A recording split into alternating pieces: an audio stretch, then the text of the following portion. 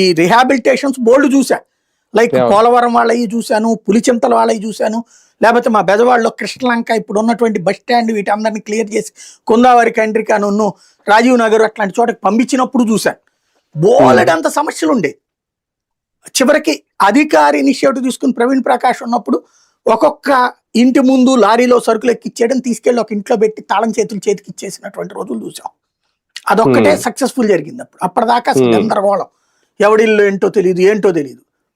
అదే ఇప్పుడు అసలు చక్కగా తీసుకెళ్లి ఆ ఊరు చివరిన ప్లాట్లేసి విభజించి చూపించి అక్కడ ఒక స్టోన్లు పెట్టి ఇదిగో ఇది నీదని అక్కడ నుంచో పెట్టి ఫోటో తీసి అప్లోడ్ చేసి ఆ పైన ఇళ్ల కన్స్ట్రక్షన్కి సంబంధించి ఇది అసలు ఎంత క్యాజువల్గా, దీంట్లో ఎవడి ఒత్తిడికి లొంగారు వాళ్ళు. సింపుల్గా జరిగిపోయింది కదా. ఇవాళ నువ్వు హౌసింగ్ ఏమిస్తున్నావు, 5 లక్షలు మళ్ళీ పూర్తి చేస్తాం, మనం 3 లక్షలు పూర్తయినాయి. ఎవరి అయ్యి? జగన్ ఇచ్చినటువంటి. మీరేం చేశారు? అదేది 1 సెంట్ ఇస్తే శ్మశానమును ఆ గొయ్య అన్నారు.